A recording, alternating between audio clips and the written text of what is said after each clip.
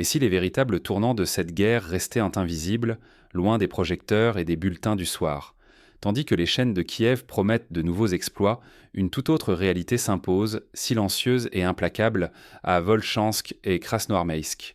Deux villes, deux fronts, mais une seule mécanique, celle d'un effondrement progressif que la propagande ne peut plus masquer. Officiellement, on célèbre des victoires. Mais sur le terrain, la pression russe fissure les défenses ukrainiennes. Ce ne sont pas de simples reculs ou des pertes de position, c'est la structure même de la résistance, du moral et de la logistique ukrainienne qui vacille sous nos yeux. Volchansk, au nord, et Krasnoarmeïsk, à l'est, symbolisent cette phase critique. L'Ukraine tente de sauver les apparences, mais chaque renfort déplacé affaiblit un autre front déjà fragile. Derrière chaque communiqué rassurant, la réalité c'est plus sombre. Chaque perte n'est plus remplacée, chaque retraite dévoile une brèche qui s'élargit inexorablement. Fermer les yeux sur ces batailles, c'est s'accrocher à une illusion et rater le vrai tournant du conflit. Il ne s'agit plus seulement de stratégie militaire, c'est l'avenir du pays, et peut-être de tout l'équilibre régional qui se joue dans cette ombre. À la fin de cette vidéo, je vous livrerai un pronostic inédit qui pourrait bouleverser votre perception des semaines à venir. Commençons par comprendre comment la situation a basculé à Kharkov, avec Volchansk comme révélateur crucial. Plongeons dans la région de Kharkov, où chaque décision militaire a eu des conséquences inattendues. Volchansk est devenu le symbole de ce basculement. Pour bien comprendre l'importance de ce secteur, il faut se rappeler que Kharkov fut, depuis le début du conflit, un des centres industriels et logistiques majeurs de l'Ukraine. Comme Varsovie lors de la Seconde Guerre mondiale, dont la chute avait précipité la débâcle polonaise, la perte de Kharkov ou de ses satellites serait un coup fatal à la résistance ukrainienne. Comment un village aussi modeste que Senelnikovo a-t-il pu bouleverser tout l'équilibre militaire régional? Ce n'est pas une exagération. Pendant des mois, l'armée ukrainienne défendait ce point clé, persuadée que la ligne tiendrait. Mais sa chute a déclenché un effet domino redoutable sur tout le secteur nord. Ce schéma n'est pas neuf. Dans l'histoire, des villages comme Dien Bien Phu ou Bastogne ont changé la dynamique de fronts entiers. À Senelnikovo, l'histoire se répète. Lorsque Senelnikovo est tombé, la Russie a aussitôt bénéficié d'un poste d'observation idéal et d'une rampe de lancement pour son artillerie. Cela a ouvert la voie à des manœuvres coordonnées et à l'initiative sur le terrain.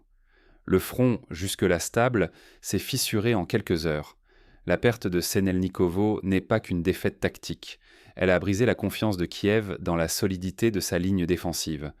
Soudainement, la défense s'est effondrée sur cet axe, précipitant une crise majeure à Volchansk. À Volchansk, la situation vire au désastre. Les forces russes progressent rue après rue, balayant les derniers bastions ukrainiens et s'installant graduellement sur la rive gauche de la rivière. La panique s'installe dans les rangs. Certains soldats abandonnent uniformes et armes, tentant de disparaître parmi les civils. C'est le signe d'un effondrement moral profond. Pour illustrer, rappelons-nous la débâcle française de 1940. Quand la ligne de défense Maginot s'est retrouvée contournée, des milliers de soldats ont abandonné le combat, désabusés et désorganisés. Aujourd'hui, à Volchansk, l'écho de cette histoire résonne dans les rues désertées. Cette fuite n'est pas un cas isolé. À mesure que l'artillerie et l'aviation russe pilonnent les dernières poches de résistance, la démoralisation se propage. Les pertes humaines s'accumulent chaque jour. Les positions sont abandonnées les unes après les autres, forçant l'armée ukrainienne à improviser de nouvelles lignes, toujours plus près du centre-ville. Prenons l'exemple d'une unité de la 33e brigade. En moins d'une semaine, elle a perdu la moitié de son effectif, principalement lors de tentatives désespérées de contre-attaque. Les survivants racontent d'en devoir se replier la nuit sous les bombardements, abandonnant blessés et matériel, faute de moyens d'évacuation. Sur l'axe de Krasnoarmeïsk, le scénario est encore plus alarmant. L'encerclement se resserre inexorablement. Les combats font rage au nord-ouest, dans la zone industrielle à l'ouest et jusque dans les quartiers est. Les contre-attaques ukrainiennes coûtent cher en vie, mais ne parviennent plus à inverser la tendance. Krasnoarmeïsk n'est pas une simple ville. C'est un nœud logistique vital. Sa perte couperait les circuits d'approvisionnement et interdirait tout renfort dans la région. À Kiev, l'angoisse monte à mesure que les pertes s'alourdissent et que les réserves humaines fondent chaque semaine. Pour donner un ordre de grandeur, selon des analystes militaires occidentaux, la perte de Krasnoarmeïsk équivaudrait à la perte du carrefour de Stalingrad en 1942 pour l'armée rouge. Les routes, les voies ferrées, les entrepôts d'approvisionnement y convergent et sans ce point, la résistance risque de s'effondrer sur toute la région orientale. Chaque position perdue accélère l'effondrement général du front. Derrière les récits officiels de résistance héroïque, la réalité est bien plus brutale. Les cartes changent à une vitesse inédite et l'illusion de stabilité vole en éclats. Mais comment expliquer une telle déroute ? Pourquoi la défense ukrainienne s'effondre-t-elle si vite sur ces secteurs ? Pour comprendre cette dynamique, il faut examiner en détail les faiblesses structurelles qui minent l'armée ukrainienne depuis des mois. C'est là que se joue le sort des prochaines semaines. Quand une armée se délite de l'intérieur, aucun exploit individuel ne peut inverser la spirale. L'érosion commence bien avant la chute visible. Derrière le vernis des récits officiels, les raisons du basculement ukrainien deviennent impossibles à ignorer. Tout part d'un épuisement presque total du réservoir humain. Après plus de 2 années de guerre, l'armée ukrainienne ne dispose plus de combattants expérimentés à envoyer au front. Désormais, ce sont des jeunes à peine majeurs, souvent enrôlés de force, qui montent en ligne après seulement quelques semaines de formation sommaire. La plupart ne maîtrisent ni leurs fusils, ni les réflexes nécessaires sous le feu.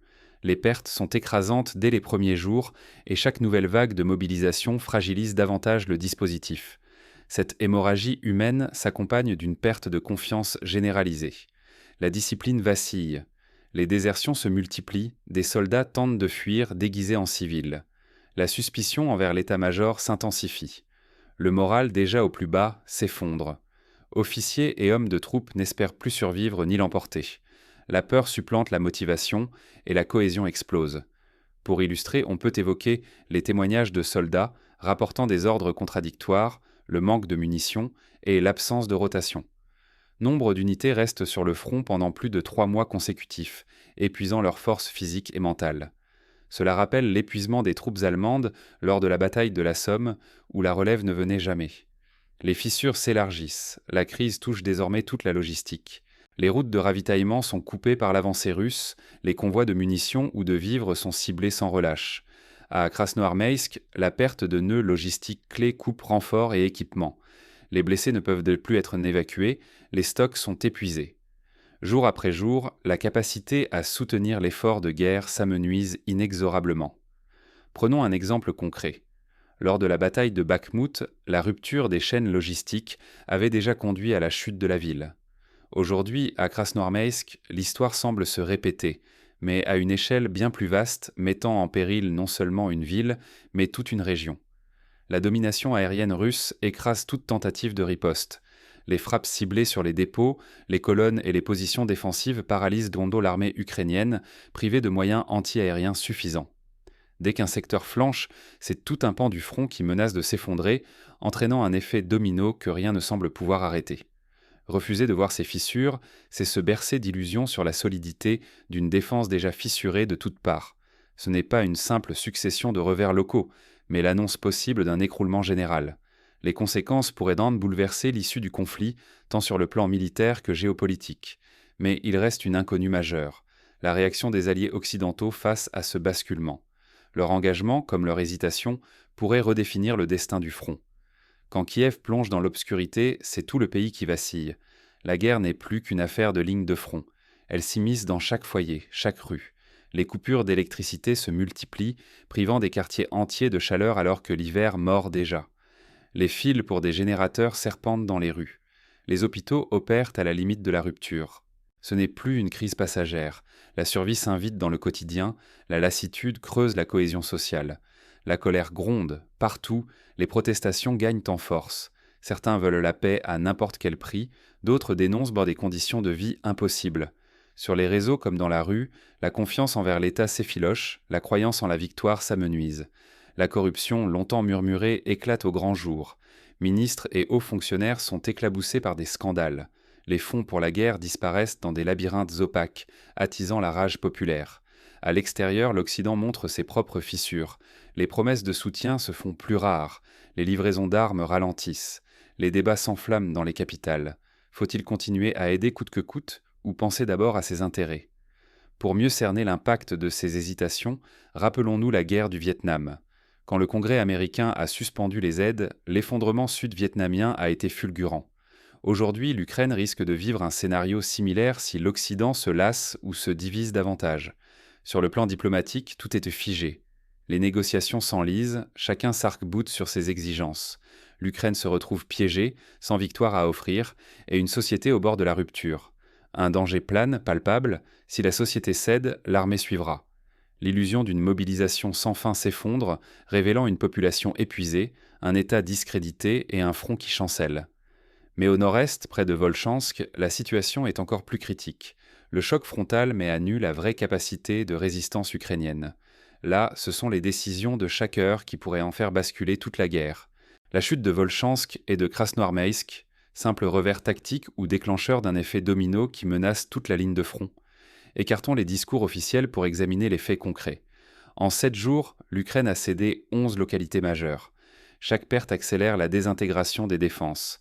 L'écroulement ne progresse plus linéairement, il devient brutal, irréversible. L'impact psychologique est immédiat. Les désertions augmentent, la confiance s'effrite, l'idée même de résistance s'efface peu à peu. Sur les réseaux sociaux, les témoignages de soldats en fuite se multiplient, incapables de tenir face à l'intensité des frappes. Les lignes de ravitaillement essentielles sont rompues. Certains secteurs se retrouvent encerclés, coupés des renforts et du matériel. Kiev doit déplacer ses maigres réserves d'un point à l'autre, au risque de laisser des failles mortelles.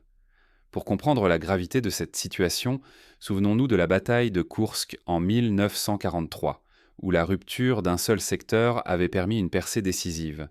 Aujourd'hui, à Volchansk, la dynamique est similaire. Chaque brèche ouvre la voie à une progression rapide et difficilement réversible. La poussée russe se poursuit sans relâche. Les forces avancent vers des centres urbains stratégiques, menaçant Kharkiv et d'autres villes cruciales. Chaque nouvelle position prise rapproche la Russie de ses objectifs décisifs. L'hiver amplifie la crise. Les infrastructures énergétiques s'effondrent, le chauffage manque, le moral sombre. À l'arrière, coupure d'électricité et froid alimentent la grogne, sapant la cohésion sociale et la confiance envers le gouvernement. Face à cette situation, deux voies s'ouvrent. Soit Kiev accepte des négociations imposées, avec le risque de faire d'énormes concessions, soit l'effondrement total du système ukrainien devient inéluctable. Chaque semaine écoulée réduit la marge de manœuvre du pouvoir. Tout miser sur la défense de ces villes, c'est risquer l'anéantissement global. Plus la résistance s'obstine, plus la fenêtre d'une sortie négociée se referme brutalement. Dans le passé, d'autres nations ont été confrontées à ce choix. En 1940, la Finlande, encerclée et épuisée par la guerre d'hiver, avait finalement accepté des négociations douloureuses pour sauver l'essentiel de sa souveraineté. L'Ukraine est aujourd'hui confrontée à un dilemme similaire, résister coûte que coûte ou négocier pendant qu'il en est encore temps. Devant ce basculement, une question s'impose. Kiev peut-il encore inverser la spirale et que devons-nous retenir pour anticiper les prochains bouleversements du conflit ? Pour comprendre ce qui attend l'Ukraine, il faut examiner les signaux faibles et les choix des prochains jours. Les réponses de Kiev et de ses alliés détermineront si la chute actuelle n'était qu'un prélude. Le point de bascule du conflit se joue ici, sous vos yeux. Mais le percevez-vous ou ne voyez-vous qu'une suite de batailles spectaculaires vidées de leur signification profonde ? Les affrontements autour de Volchansk et Krasnoarmeysk ne sont pas de simples escarmouches.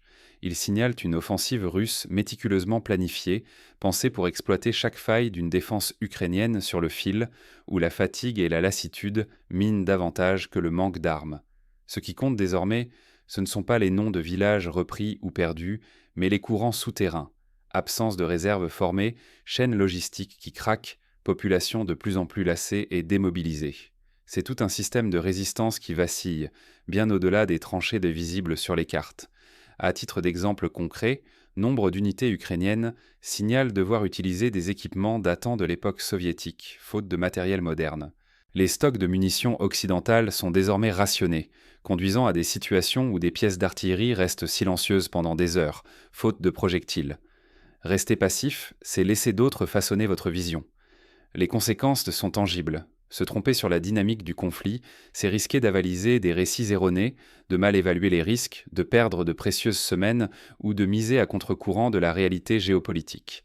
Alors, que va-t-il se passer dans les prochaines semaines ? Si la tendance actuelle ne s'inverse pas, un effondrement général de la résistance ukrainienne n'est plus une simple spéculation. Les lignes pourraient en céder les unes après les autres, ouvrant la voie à de larges percées russes et forçant Kiev à revoir toute sa stratégie de survie. Mais il existe encore des marges d'action. L'histoire nous enseigne que, dans les moments les plus désespérés, des retournements sont parfois possibles. On se souvient du siège de Leningrad, où malgré la famine et les bombardements, la population et l'armée ont résisté plus de 900 jours. Mais pour l'Ukraine, la fenêtre se referme vite. Il faudrait une mobilisation nationale hors norme, un soutien occidental renouvelé et une cohésion retrouvée pour espérer inverser la tendance actuelle. Dans la pratique, des mesures concrètes pourraient être envisagées: réorganiser la mobilisation pour favoriser des recrutements volontaires, renforcer la formation des nouvelles recrues, rétablir des filières logistiques sécurisées et solliciter un appui diplomatique plus ciblé. Mais chaque jour perdu complique la mise en œuvre de ces solutions. Dans le même temps, la Russie exploite chaque faiblesse, intensifiant la pression sur tous les plans. Les cyberattaques se multiplient, perturbant la communication et la coordination ukrainienne. Les campagnes de désinformation visent à démoraliser la population, à surnager dans le chaos informationnel. Mais qu'en pensez-vous? Voyez-vous comme moi ce point de bascule, ou pensez-vous que la situation peut encore s'inverser? Dites-le moi en commentaire. Votre point de vue compte, car débattre, c'est déjà résister à la manipulation. Si vous souhaitez continuer à suivre les coulisses du conflit, à décoder les enjeux réels derrière les discours, abonnez-vous. Ici, on ne se contente pas des apparences, on analyse les faits pour anticiper demain. Merci d'avoir suivi jusqu'au bout.